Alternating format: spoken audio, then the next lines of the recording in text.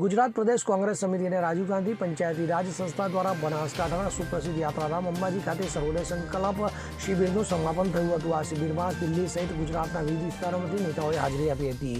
આ કાર્યક્રમમાં નેતાઓ અને કાર્યકર્તાઓએ તિરંગો હાથમાં રાખી ગરબાની રમઝટ બોલાવી હતી, તો શિબિરમાં વિવિધ મુદ્દાઓ પર ચર્ચા પણ કરવામાં આવી હતી।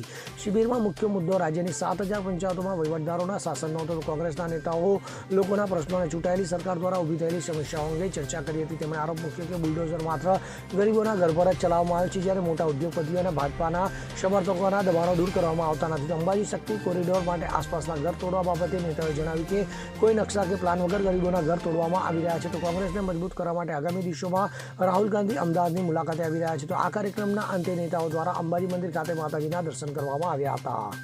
Bureau report CN24 news. હવે જુઓ દેશ દુનિયાની તમામ ખબરો તમારી આંગળીના ટેરવે।